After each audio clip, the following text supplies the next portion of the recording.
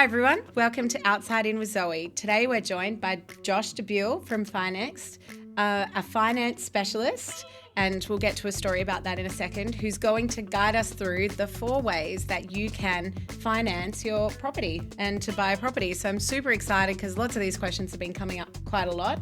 So I'm going to hand it over first to Josh to introduce yourself and give us a bit about your history.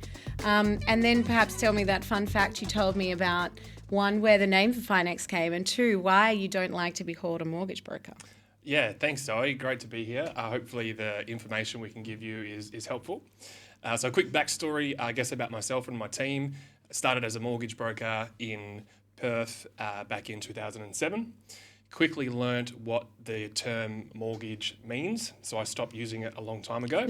It's got a few different origins, but the basic Latin term is to grip for life or till death. So it's quite a negative connotation to it.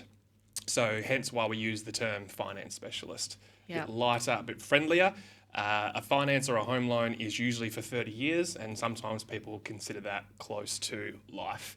Hence the word mortgage from the bank. So that's why we use the word finance specialist, to give you a bit of background. So I learnt that very early on in the career. Back in 2019, we launched Finext. At that point, we rebranded to the name so we could be independent from any other major brand. And what we did at that time was we went through all our customer testimonials and we did a common word search for the sort of most common words that people used when writing testimonials and, I guess, thanking us for our services. And the 2 words that came up most often were obviously the word finance and the word next. So that people were explaining, thank you for helping us with our next home. Thank you for helping us with our next chapter of our lives. Thank you for helping us with our birth of our next child, our next car, our next holiday, whatever it was. So we merged the 2 words together of finance and next, and that's how Finext became one. It's also a made-up word, so there was no copywriting terms either. And then off the back of that, Finext vision is to finance our clients' next chapter of their story. So we love to focus on people's stories or the story we can help them build, and we can help them with their next chapter. So that's how the term Finext came about. Yeah. Oh, that's amazing. I remembered that. That's a good story. And I like that it's really fitting for today because finance, yes, and next, we do want to help people with that next property. And I think that next getting finance is somewhere that everyone's getting stuck right now. Yes. Whether you are upsizing or downsizing, and a lot of people feel a bit stuck. So that's why you're here today, is to help us get unstuck and help us to our next finance. And I really think the banks do see me as a mortgage. So I'm like, they should change their word, I think. I guess for us, we're in the industry of telling stories, listening to them and helping people with theirs. And I believe banks product pushes their numbers game, whereas our philosophy, I guess, is less about the financial products we sell and more about the stories that we get to tell. So that's kind of how our sort of vision comes to life. So awesome. Yeah. I love stories. So we'll get you to give us a couple of really good stories at the end. Plenty. But first, I also wanted to say thank you for coming in I should say that at the end, because this weekend, I think you're swimming in the Rottnest swim. Is that right? Yeah, actually, on Saturday, I've got my last training session straight after this, just around the corner at the Melville Pool.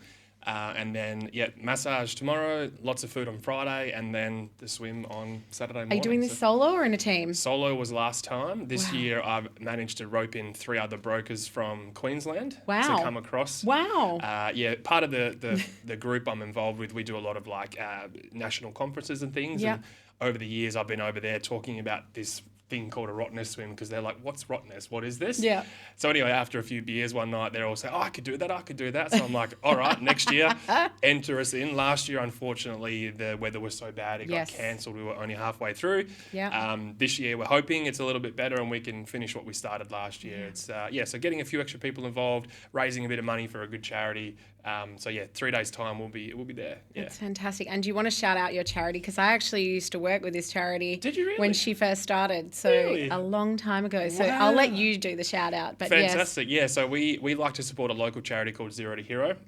Their mission is to obviously engage and empower the youth of the future to become leaders when it comes to mental health. Yeah. It's a huge space at the moment, and anytime we get the opportunity to raise money for them, we do, whether it's the Rottnest Swim, did a Cape to Cape trip with them 18 months ago. We also do annual golf days as well, and every $1,000 raised puts another child through their care and education programs.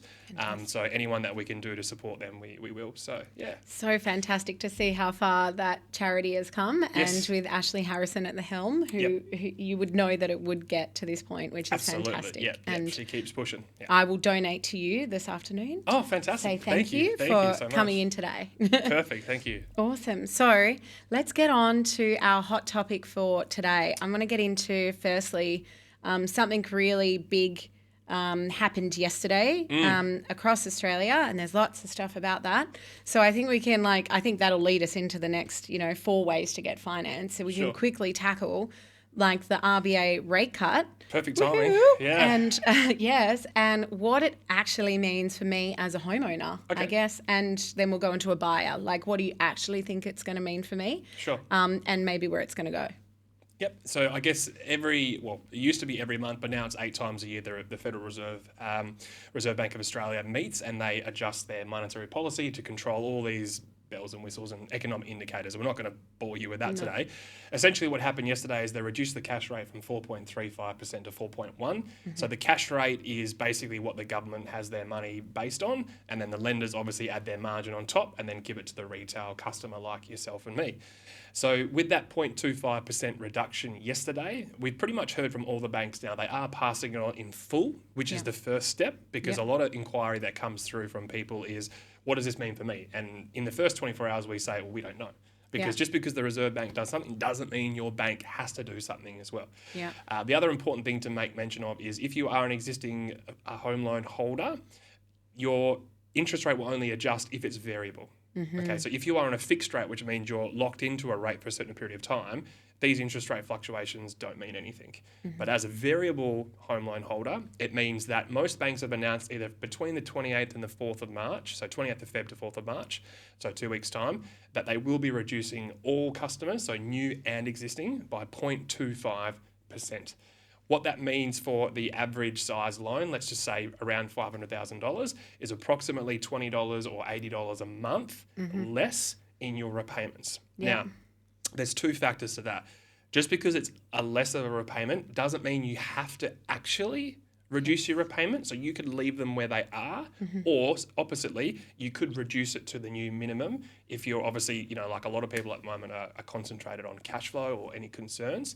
If you left it where it was, so if you kept paying that current amount that you are, then over the course of your loan, paying that extra, as an example, on that same figure, $500,000 is an extra $80 a month.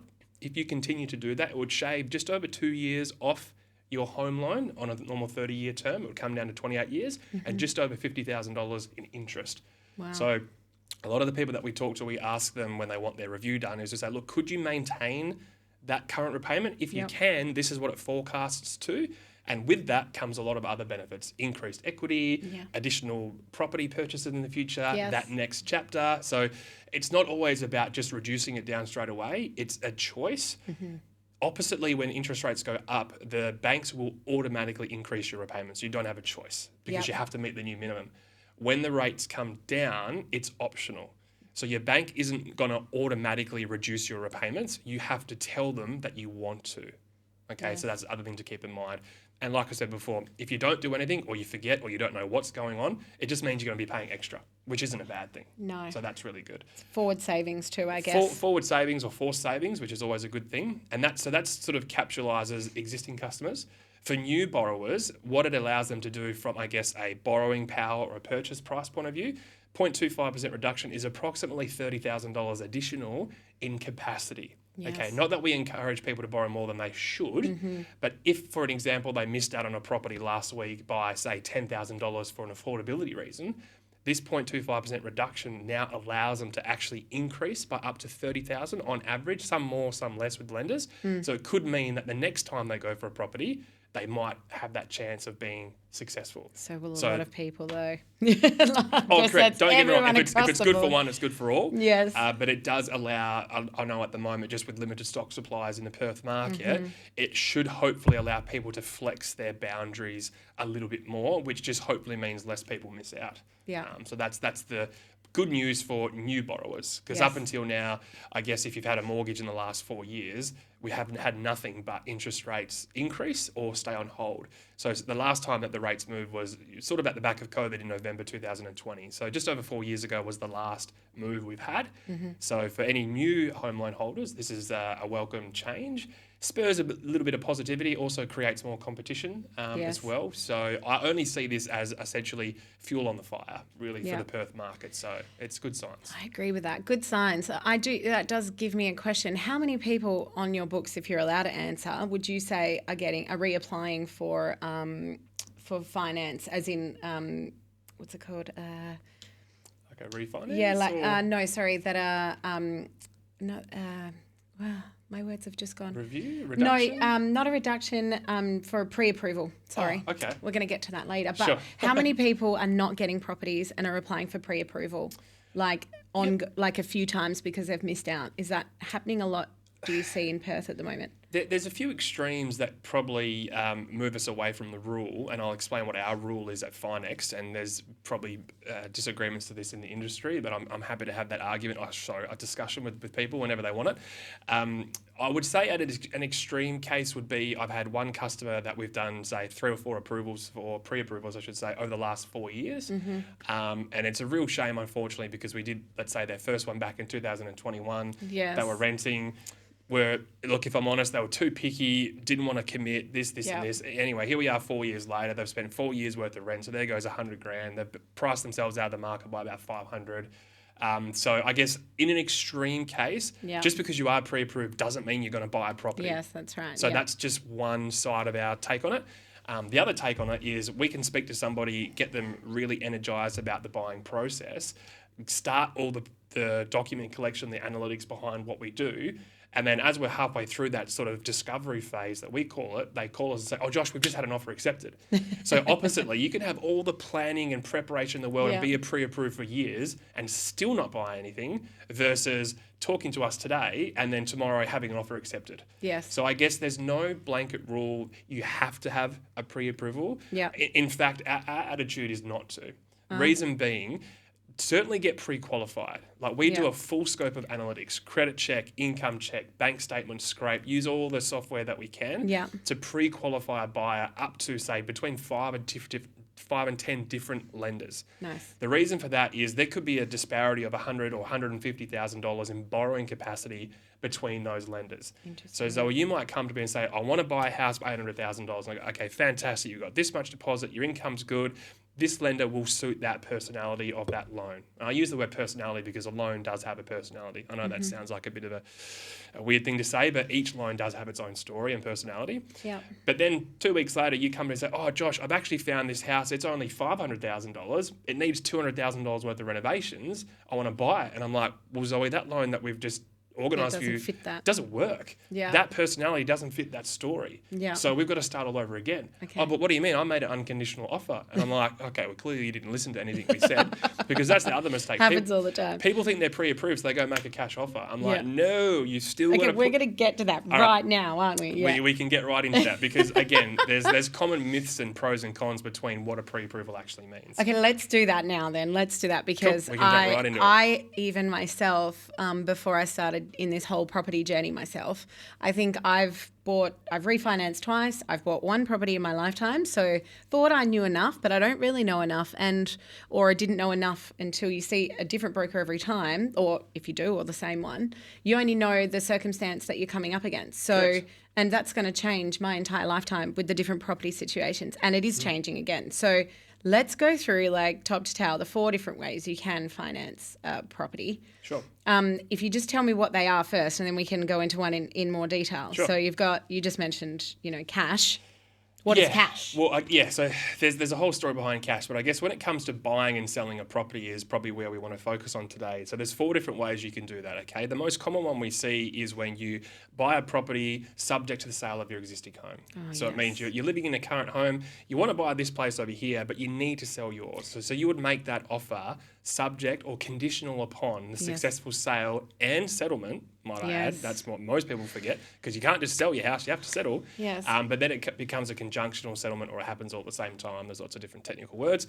So that's the most common thing that we see. You go and put an offer on place number 2 on the basis of selling place number 1. Okay. I would say that's a bit tricky right now, given the market in Perth. Very tricky. A lot of things have to line up. It has to be the right full moon time of the month, all that sort of stuff. So how can we avoid that? So there's 3 other ways that you can do it, but these all come with their pros and cons too, right? And I'll elaborate on those, but I'll highlight them first. So you've got your subject. I need to make a cheat sheet at the end of this for everybody. I've got one. That's okay, fine. good. All right, great. So we've got your subject to sale offer. We've then got your sell first and buy later. Okay, so you can sell your home, rent it back from the seller, move in with mum and dad or family, and then wait for your right property to come along. Yes. All right? That's scary as hell, because you can get priced out of the market and lots of things can go wrong. So that's the second option.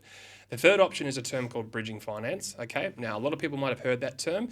Pretty similar to the name, it allows you to bridge the gap between the 2 properties. So it's a short-term funding position, very expensive. It's a specialist product. Not every bank does it, but it is a solution to avoid either one of those first 2. Okay. Then we come to our favorite, which is what we call the false hold. Okay. So this is where you have one property that you're living in and another one that you want to buy.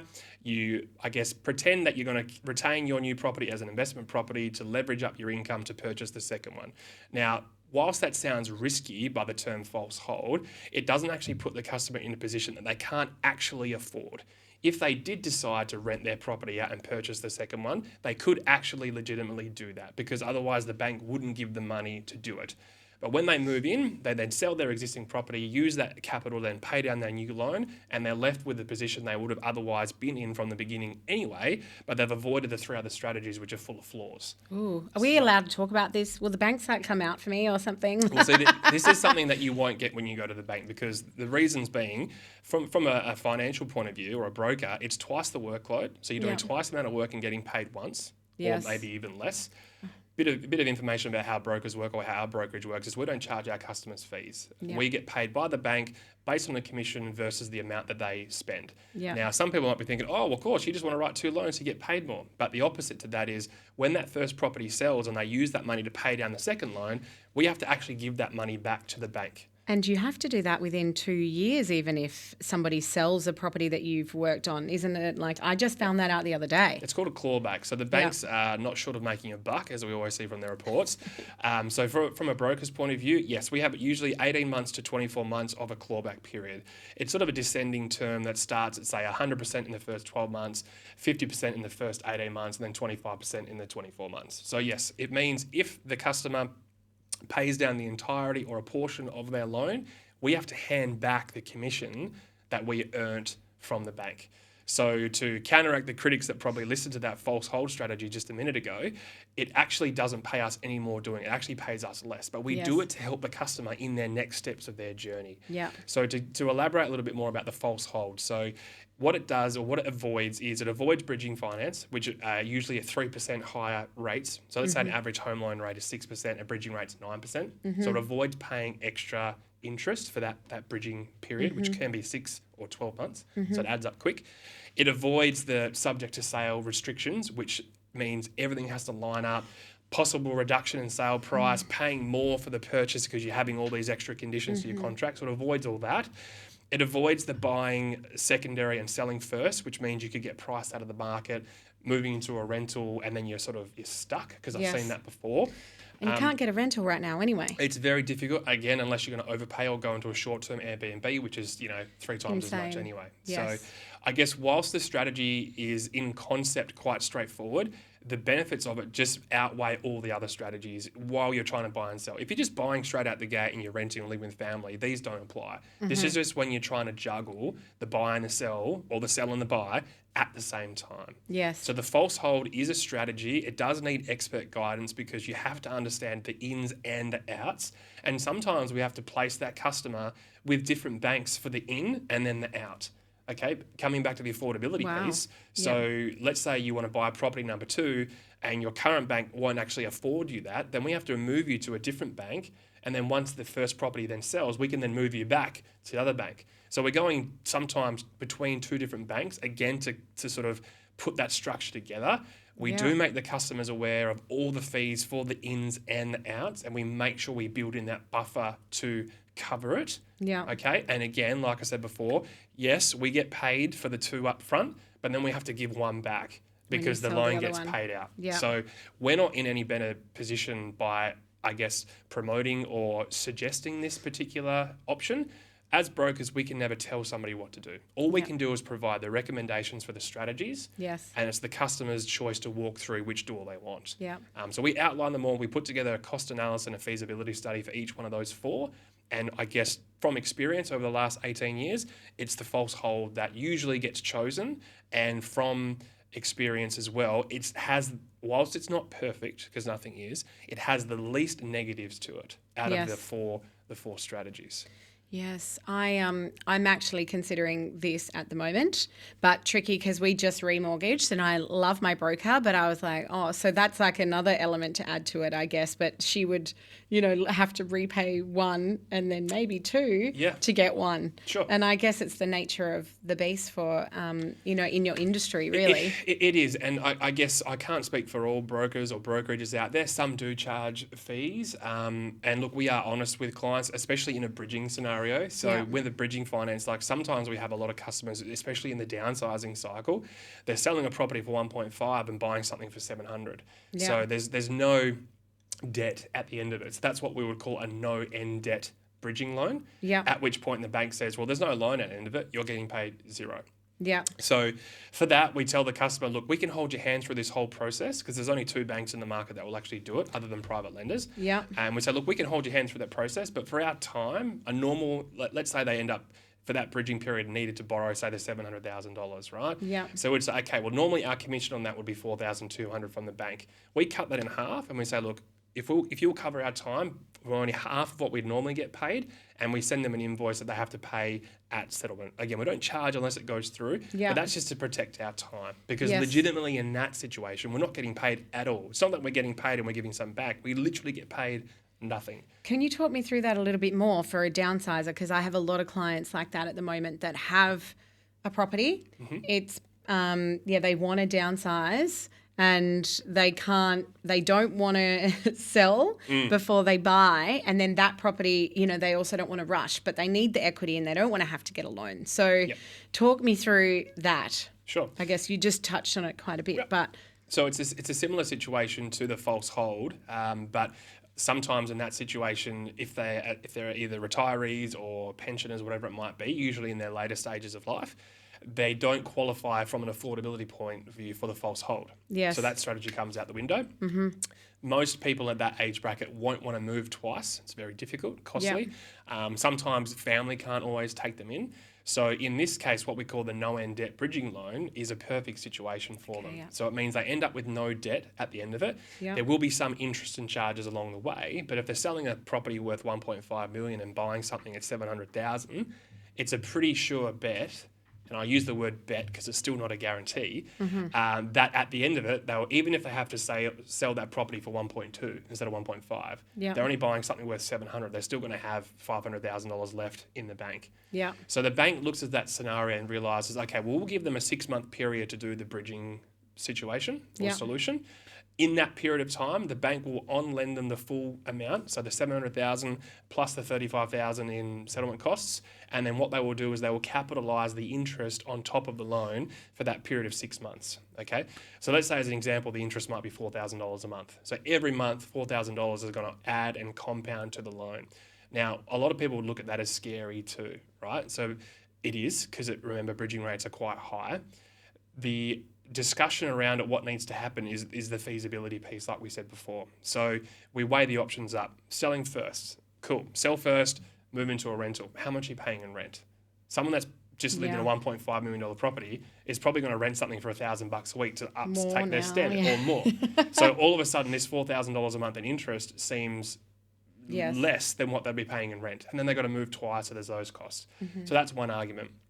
The other argument of trying to do a subject to sale offer and having everything line up is the property that they purchased for $700,000 to have a subject to sale clause accepted, they might have to pay $720,000 because that seller's like, well, I don't want to sit around and wait for you to sell your place. I'll accept it, but I want you to pay $20,000 more.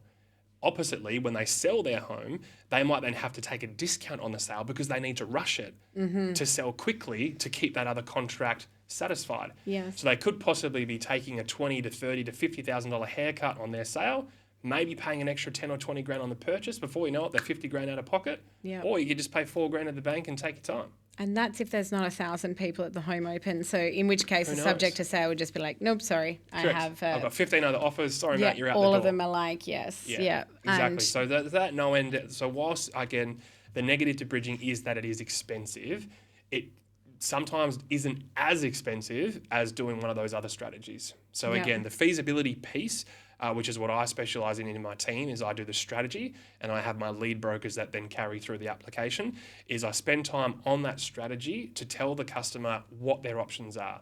They choose what they want and then we make it happen. So that's sort of how that works. That's awesome. That's really good. That's good. And actually, it's coming up a lot, all of these different scenarios lately, but I don't think anyone's just put it in, simple terms like that, like before, that everyone can just go back to and refer to. So I will give that piece of paper as well. Yeah, we can fill it out a little bit to add some more detail. I guess the difficulty is we can provide examples and hypotheticals. Everyone's situation is so unique. Let's talk about that. Yes. Yeah, but oppositely as well, we're very, whilst we are very caring for our clients, we're also emotionally removed, and we stick to the numbers. Yeah. It's very easy to look at that from that lens and make decisions. Yeah. When it's yourself and you're going through the process. Me personally, recently, 2 years ago, we did purchase and we did a false hold. Yeah. Okay, so we said to the bank, we're going to keep our place as a rental and buy this new one. Moved in, sold our place, paid the loan down, done. So I guess personal experience for me, what I've done, false hold all the way. Yeah. But everyone else's situation is different. All we can do is outline those options and then, the numbers are the numbers at the end of the day. So yes. Yeah. I think a question that came up recently was if somebody had a rent back yes. and you allowed them to have a rent back when yes. you were purchasing, does that have any tax implications? But it doesn't within a certain period. Is that right? If they're renting it out. So it's not investment property. It comes under the sale of the property terms. Can do. I can't obviously sit here and give taxation advice. My understanding of the rule is if that property becomes an income generating asset from the beginning, then it becomes taxable. Yeah. Okay. We need to maybe take that one back and sounds like a great podcast with an accountant. Oh, I know. Yes. Actually, next we do have an accountant. There you go. So that's grill good. them about I that. will grill them about it because I've heard two different. I asked the question twice because it came up with a client. And we didn't want to, we just said, no, we won't go near a rent back because you can keep it inside the settlement to just delay the settlement so that we don't have to deal. You extend settlement. Yeah, so we just extended the settlement so we wouldn't have to deal with that. Complication at all. Yeah, I was like, well, no one can give me an answer. That's Correct. one other. Yeah, maybe I need someone from the ATO in here. They wouldn't fit that into a 45-minute podcast. They just outline all the policy. But yeah, I guess jokes aside, my understanding is if any asset you have, car, vehicle, plane, property, if it generates income, you should be declaring that income. Yes. Which then means it becomes a taxable capital gains then comes exercise. Into play, Capital gains not necessarily, because capital gains is a whole different story when it comes to the asset at the end, which means when you sell. Yeah. So if you rented a property out for 2 months and then lived in it for 25 years, you should be fine. The proportion of that is so minute, it probably wouldn't matter. Yes, that's right. But in terms of that particular income year, when you've generated that income, that gets declared, gets taxed. That's a different story. I've got a client at the moment actually just buying one around the corner in Winthrop, and the seller actually offered those terms. Yep, we'll accept your offer, but we're still trying to find a house to buy. We'll rent it back from you for $800 a week. And I said, mate, you're buying a house worth $1.435 million.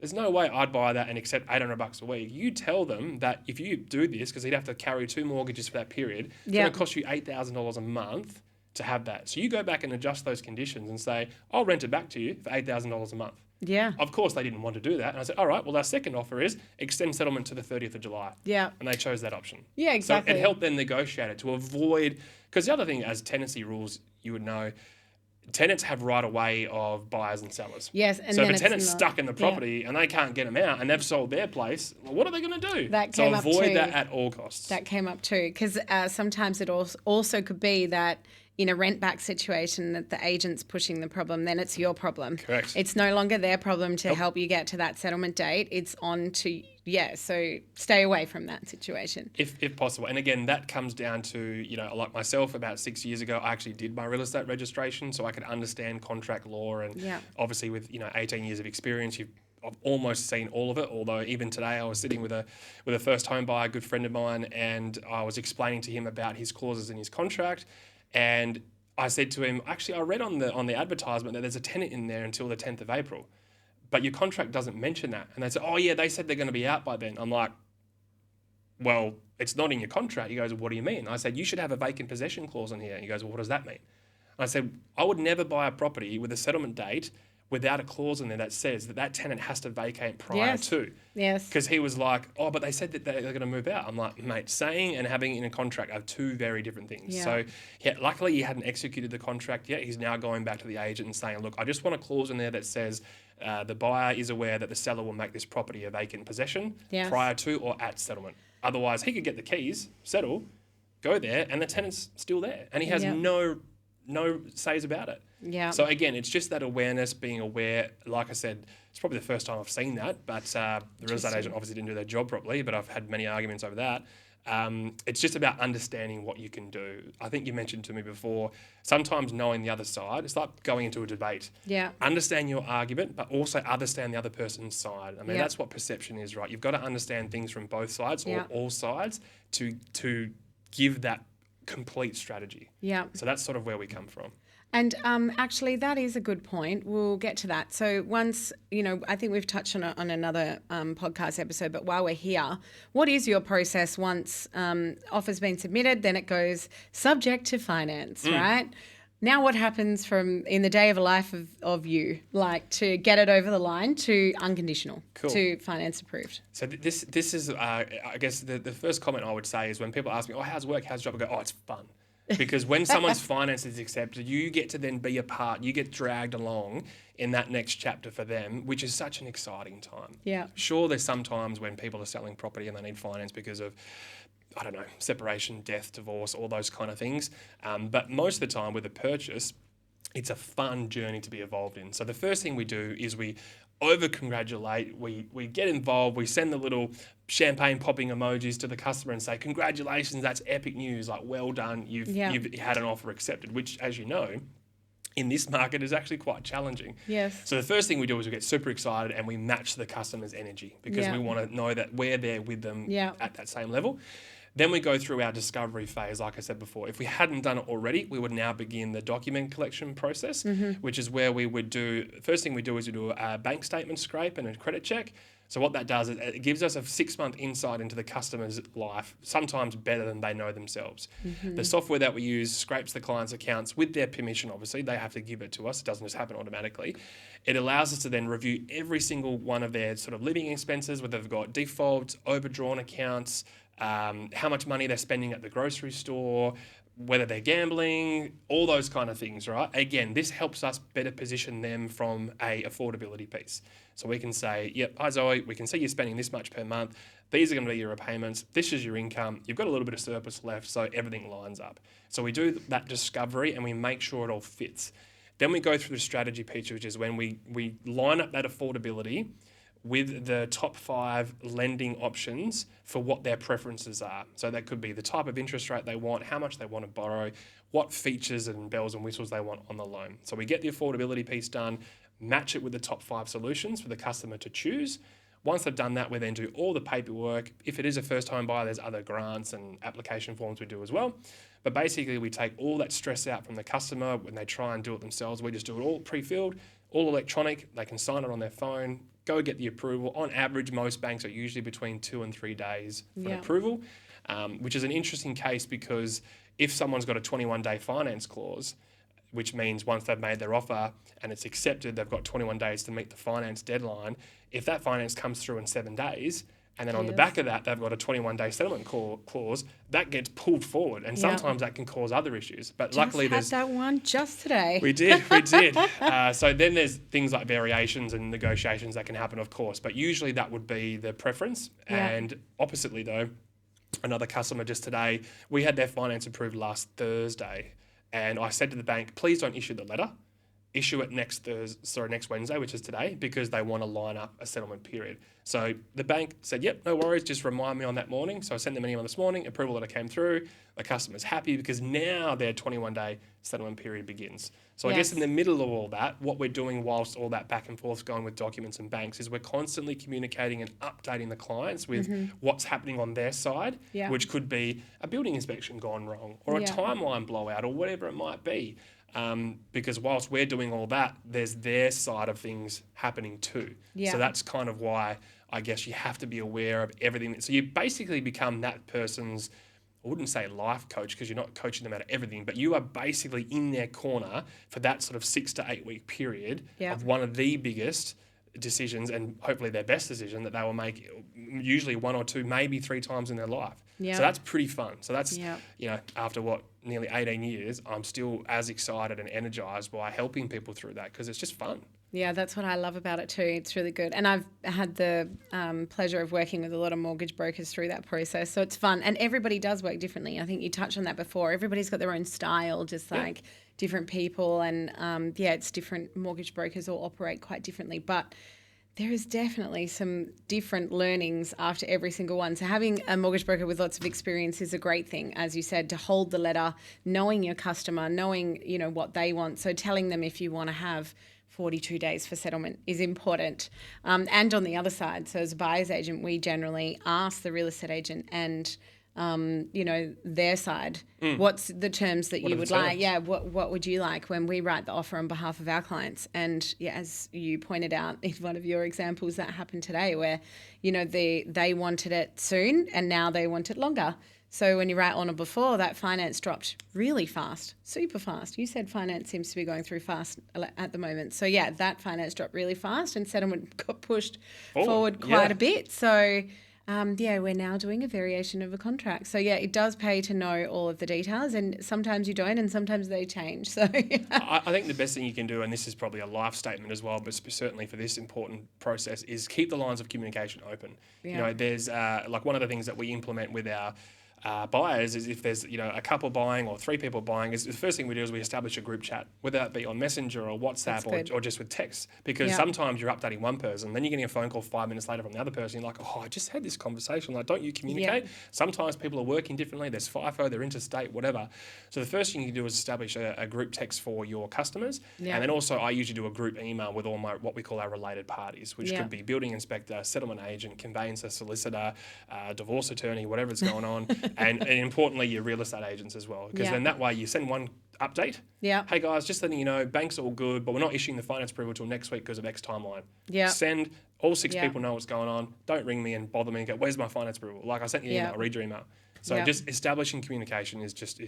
So key. Yeah, we have a WhatsApp group too, so it's good. And then we have triggers and send everyone their emails and the excited emails. But the WhatsApp group is gold. Very good. All right, so I want to get into, I guess, some client stories. We've touched on a few of those, but probably let's do a fun one. We did a fun one last week and I really liked that. What's the best story or client story that you think you've had in your career? Like a real win or a funny one? Geez, off the spot, it's tough. Sorry, I should have prepped that one. No. I guess what comes to mind, because I get this, we did a video about it when I was like, I held my phone and I literally called the customer like this as I did it, because it was a bit of a funny story. She sort of was a first home buyer, single mum. It was just when the first home buyer guarantee scheme came out a couple of years ago. She'd been to her bank, got declined, came to us, and the agent was like, look, Josh, you've got 3 days left on this finance clause. I can't get you an extension. The sellers have had a fallover already, so either get it done in 3 days or don't worry about it. And I was like, all right. So I spoke to her, explained to her what the first home buyer guarantee was, introduced her to a lender based out of Tasmania. They're called My State Bank. She'd never heard of them before. And I said, look, again, coming back to the affordability and the policy sort of matchmaking service that we do in the beginning, is I said to her, look, you're a single parent, you've got lots of government pensions coming through, you're working hard. This particular bank will accept those income streams. The bank you just went to don't. They didn't make a personal decision about you. It's just that your ingredients didn't mix together for their policy. Yeah. So we outlined a bank that could. They Yeah. were under the scheme. Finance approval came through in 2 days. And are we allowed to swear on this podcast? Yeah. Okay. So then I rang her and I said, hi, such and such. Just wanted to let you know your finance approved. She's like, you're fucking kidding me. I was like, well, yeah. She's like, but we only lodged it yesterday. I said, well, but I told you. She was like, I fucking love you. You are the best. This is amazing. She was literally screaming down the phone. And I that comes to mind because I remember that because it's sort of the reel pops up as like a memory every now and then. So I guess that sort of elated story comes to mind straight off the bat. I mean, look, we've had countless wins, I guess you could call it. One of the good stories in the last 18 months, because that was about 2 years ago now. I had a customer come into my office. They were seeing one of our real estate agent partners about selling their house. Mm-hmm. They had gone through a previous broker and they were declined finance of just refinancing their mortgage. And they said, well, geez, if we can't qualify to refinance the debt we've got, we obviously don't have any hope of selling and buying something else. So they came in to see one of the real estate agents and they said, we're just going to sell our property, move into our rental and start to save and wait until we can qualify to buy again. And I was like, you what? You want to like put yourself out of the market? Luckily, the real estate agent said, look, just have a chat to our guys. They're out the back. Went and met with them. Lovely couple, self-employed. So with self-employed, there's a whole, it's harder. There's 7 different ways you can slice and dice their income. So anyways, we sat down with them, read their financials, and I said, look, respectfully, if you want to go buy a property, like go buy one. And they're like, well, can we afford it? I said, well, these are your payments. I said, well, that's less than what we're paying now with rent and this and that. And I said, look, if you structured it right and you have the right equity growth, you could buy 2 or 3 in the next 12 months. And they said, nah, don't believe it. Anyway, long story short, lots of celebrations in between. Here we are 2 or 18 months later. They now have 4 properties, all of which are rented. We just also helped them acquire a new business to bolt onto their existing business. Wow. All in the space of 18 months from when they were otherwise told, oh, you can't afford the home loan you have. Wow, yes. So that as a good news story allowed them to, they bought the first 2, waited 6 months, off the back of that equity growth, bought the third. Yeah. 6 months later, off the back of those 3 equity growth, bought the 4th. Wow. Just from reviewing the financials. So that to me, I guess, is a nice warm and fuzzy win because it allows me to show the skill set that we have as a broker to understand the financial complexity of someone's situation to get them the result that they needed or wanted. Yeah. So that would probably be a more recent, really good news story because they just settled on their business acquisition back in December. So that's quite fresh. But yeah, along the journey, we've had lots of other little, first home buyer wins or property portfolio acquisitions from people that thought they couldn't do it, the mum and dad buying that investment property to future-proof their kids' purchase. So just all those things as well. I couldn't pick many more out of it than those quick ones. No, they were really good. And also, I think they were really good because a lot of people do feel stuck right now because you in your mind, and this was me up until 6 months ago, thought, okay, we can't afford to get, bridging's too much. And we probably won't be able to get the value of the next property, and we're probably stuck unless we do the situation like what you mentioned and turning mine into investment and then buying and then, so perhaps now we could do that and maybe we need to keep that property. Talking about that, and even if you have a buyer's agent or you haven't met with one, have a coffee with one and they can do an property investment analysis on what that looks like to even keep that one, then go back to your broker and, buy the next one and then perhaps the next one, because it's hard to say, but maybe our kids won't be able to buy these properties that we can right now because of the way the market's going. So that's actually a very scary thought.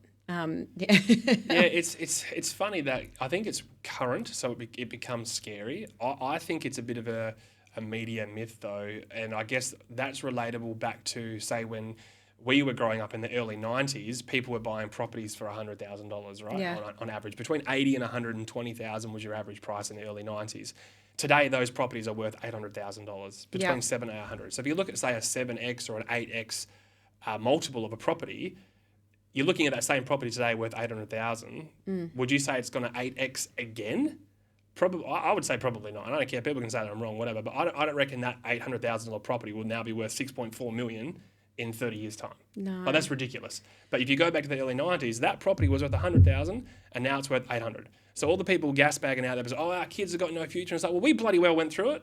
Yeah. And we're going all right. We've all bought property. That's true. So, like, I think the relativity of it all from when we were 30 years ago to today to buying property isn't as bad as what the next 30 years is going to be. Yes. People are just making up the story because it sounds good, but I personally believe it's not going to be any worse than what we've already gone through, and we seem to be doing okay. It's a bit of a crystal ball thing, isn't it? Yeah, I left that in the car. I can get it off. Oh, I like it. Yeah, no, and that is the last thing we'll probably touch on before, because I think we got everything that we want to talk about today, and that is the generational wealth of the property owners now. We're about to see probably the biggest transfer of that wealth in history, because baby boomers, sorry, I had no sleep. I'm just going to preface that I have 2 very small children, and last night the 1-year-old literally kept me up like from 3:30 until now. So yeah, you're doing great. That's fine. Okay, good. Yeah, so I will put that in there.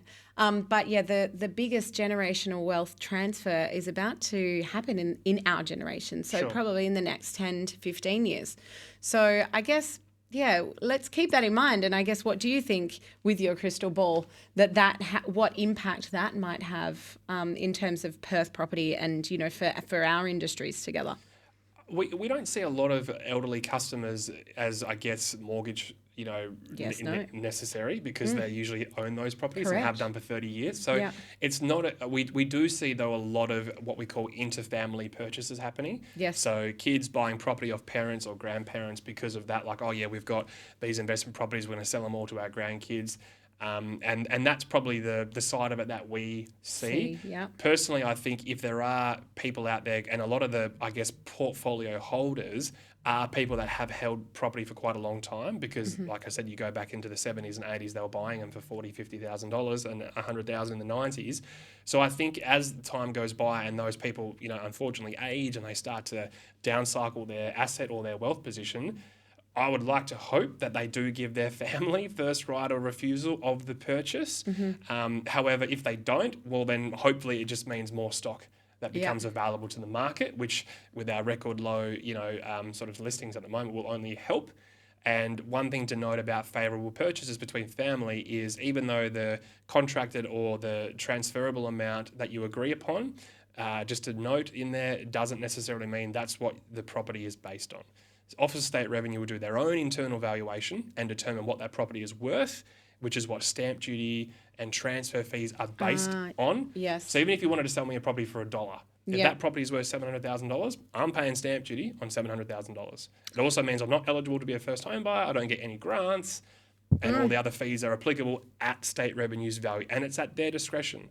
This burnt into my brain really quickly in my career, because I had a young lady buying a first home off her parents. They sold it to her for $400,000, because at that time, $400,000 was the threshold to get the first homeowner grant and pay no stamp duty. Yeah. All good, got the finance approved, happy days, went to settlement, State Revenue said this is worth $650 because it's got subdivision potential. So then she had to pay an extra $23,000 for stamp duty, because that's what they said. Wow. So just on that note of transferring wealth between favourable purchase or family purchases, just be mindful, just because you write that figure on a contract doesn't mean that's what the numbers are based on. So it's not like cars. Well, yeah, we won't go into that. But yeah, that's a little bit separately, because they're probably not as regulated. But property. And it would affect we look at different values in an area. So do they register it on different things at that value? But it's the sold as price, so you'd have to check that. Yeah. And that's the unfortunate thing as well, especially if you've got like a close-knit suburb or an area and that property price is way under, it unfortunately does skew the statistics. But I would imagine as a good buyer's agent or a property profiler, you would be like, we check the names. You can see the names. Oh, yep, don't worry about that one. That one's a family transfer or something like that. That's exactly right. Yep. Excellent. Well, thank you so much for coming in, Josh. Was that it? Wow, that was zip through. That was amazing. I know. We have talked about a lot. Going, but I know. And so I wish you all the best for the swim. We'll have to get you back in to talk about the post-swim. Once all the tan lines have come off and all the goggle marks are gone, I'll come back in for sure. Yeah. Did you manage to get accommodation in Rottnest? No, we come back the same day. Yeah. So yeah, we usually get anywhere from 8 to 10 o'clock ferry, because the ferries run all the way through to midnight. Yeah. So yeah, they usually run every 15 minutes. Are you knackered minutes. though after that, or do you still have adrenaline? Adrenaline.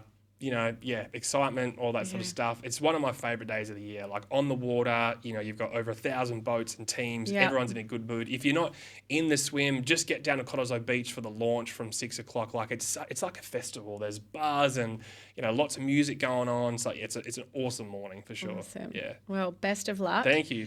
And thank you again for coming in. Pleasure.